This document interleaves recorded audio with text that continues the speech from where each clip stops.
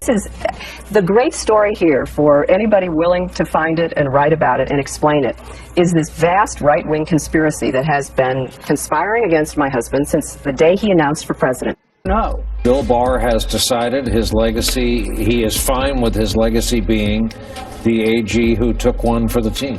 It was an extraordinary political commercial for the president. A real black mark on his long and previously distinguished career. He blew it. He said precisely, Jake, what the President of the United States wanted to hear: no collusion. Is this something that we are supposed to see from the Attorney General of the United States, not the Attorney General of the President of the United States? Not. Remember the movie The Fugitive? Yes. Richard Kimball. I saw that one. Falsely accused, imprisoned, chased. Yes. He was innocent. And what did he do? He eventually found the real killer. In this case, the real killer is Hillary and Obama.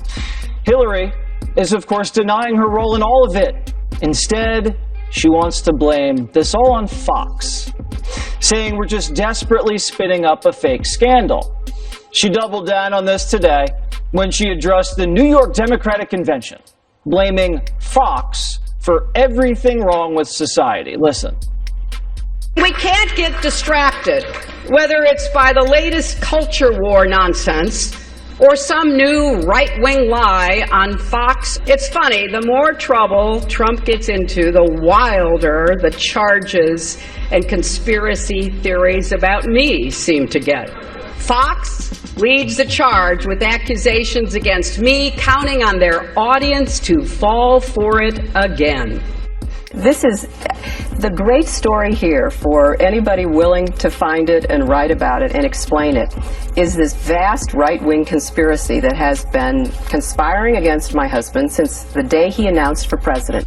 All right, in reality, it was never a vast right-wing conspiracy at all. Bill did, in fact, have sexual relations with that woman and many other women, apparently. Hillary knew exactly what was going on, and she chose to lie about that and so many other things. That's because Hillary Clinton, by the way, is a world-renowned liar, or congenital liar, as William Safire once said.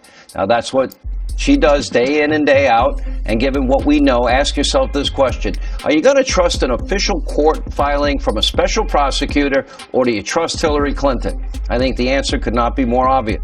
Reading through Durham's indictment seriously, I don't know For hours. who wrote that, because it was gobbledygook. They didn't charge her with anything or suggest that she did anything wrong, or we don't really know when this happened. The biggest cluster Now I've seen in a pleading, and it's going to be very interesting to see what Durham does next, because well, we're going to have the experts. Alex says next block.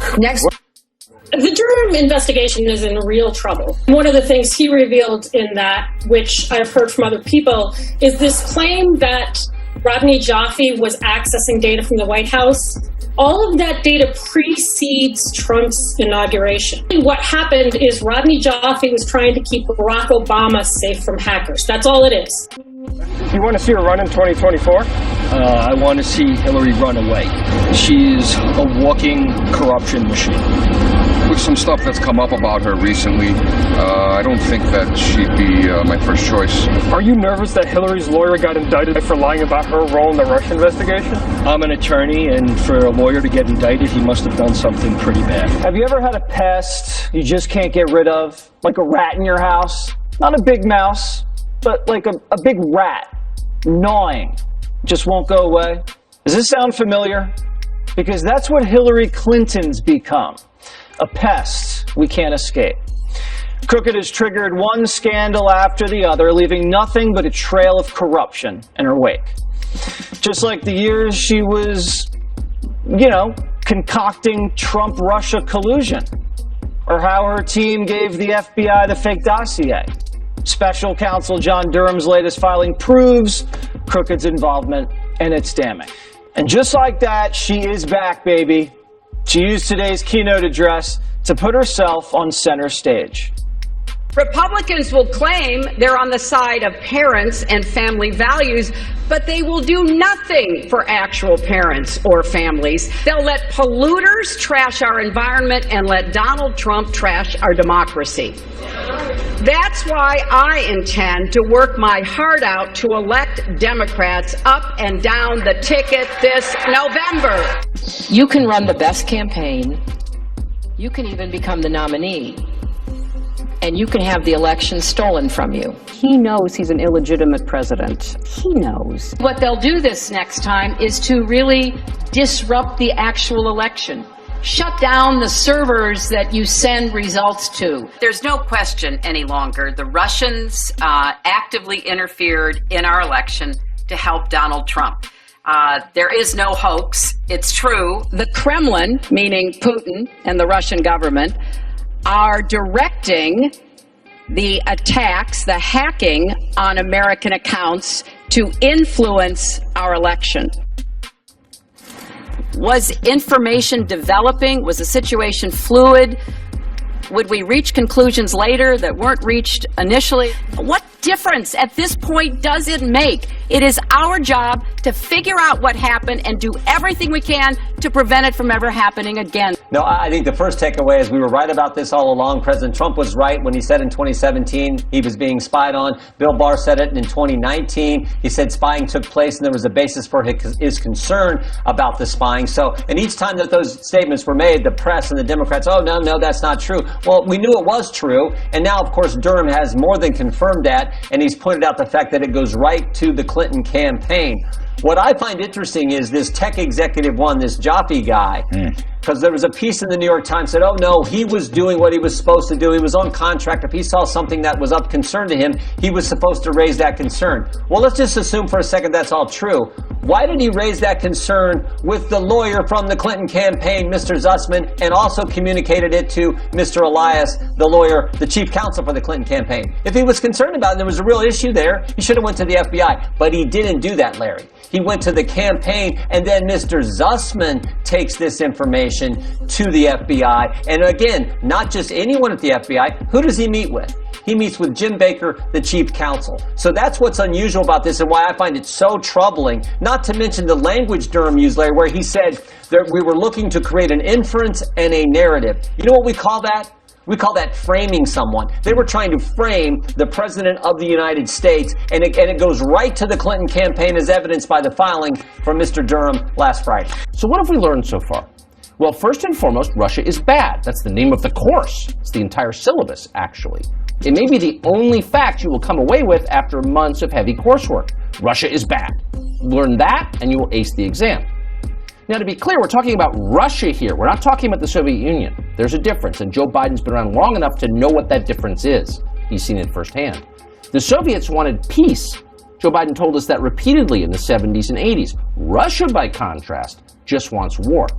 The Russians are warlike people. It's inherent. Russians are driven by bloodlust. They have tiny brains. Their breath smells like herring. They're always drunk, often on aftershave or household cleaning products. On Sunday mornings, when good people are still asleep at home with their families, your average Russian will still be lurking through the dark streets, leering through bloodshot eyes, trying to subvert somebody else's democracy or conquer a peace-loving neighbor. That's just who Russians are. It's what they do. But if there's one thing you absolutely must know about Russia if you're going to navigate this world, that thing is that on February 16th, 2022, Vladimir Putin is going to invade our closest ally in the world, Ukraine. So write that down. February 16th, 2022, Ukraine invasion begins. That's the day. Joe Biden has been very clear about that. So have the intel agencies and, of course, their stenographers in the news media. CNN Breaking News. We're back with more on the breaking news just out of Ukraine. President Zelensky saying Ukraine has been informed that this Wednesday, the 16th, will be the day of the attack.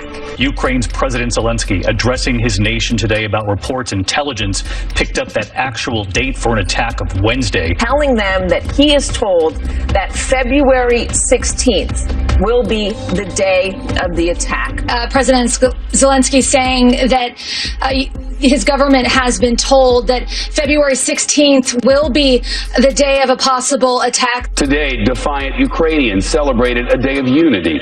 There had been reports and intelligence warnings that today, February 16th, might be the day of the invasion. Of course, that's up to Vladimir Putin. Will Ukraine be ready? Now, if Joe Biden noticed the lack of an invasion, he didn't acknowledge that. He didn't say a word. Today, he was back on television assuring us once again the invasion's coming. How high is the threat of a Russian invasion right now? It's very high. Why? It's very high because they have not moved any of their troops out. They've moved more troops in.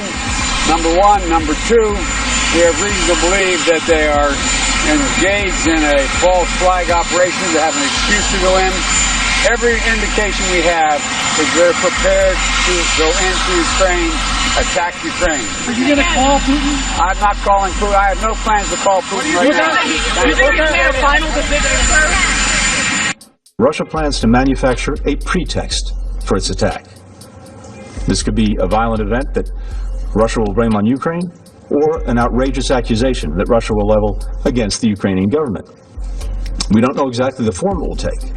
It could be a fabricated so-called terrorist bombing inside Russia, the invented discovery of a mass grave, a staged drone strike against civilians, or a fake, even a real attack using chemical weapons. I was so deeply impressed with how resolute and determined people of Ukraine are. They are courageous, they are steadfast, and they're going to fight in the streets, their neighborhoods, the fields, if we give them the arms that they need. And that's why I've also urged the Javelin missiles and the Stinger missiles to combat their tanks and their aircraft.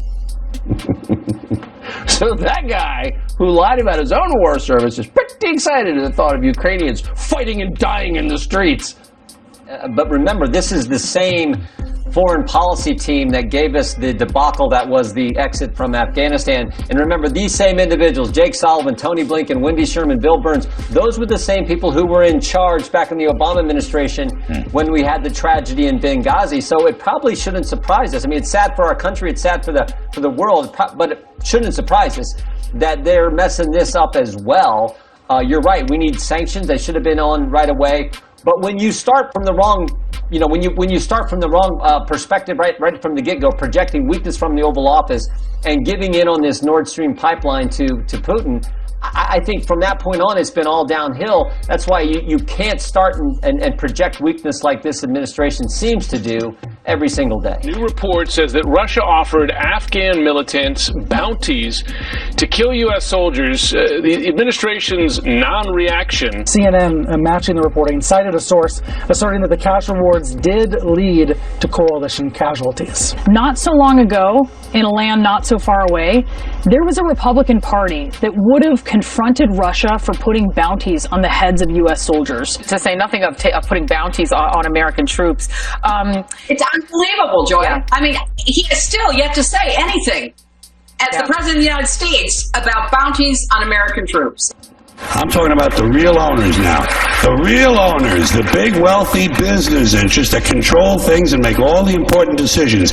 Forget the politicians. The politicians are put there to give you the idea that you have freedom. So cheer up, press. Go to the gym. Ditch the donuts. Make yourself presentable. Because right now, no one wants to be with you. Not like this. You're pitiful, pathetic even.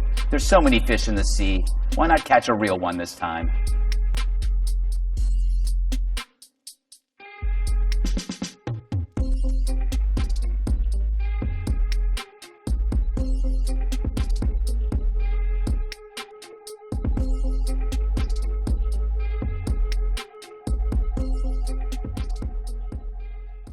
Brought to you by My Patriot Supply.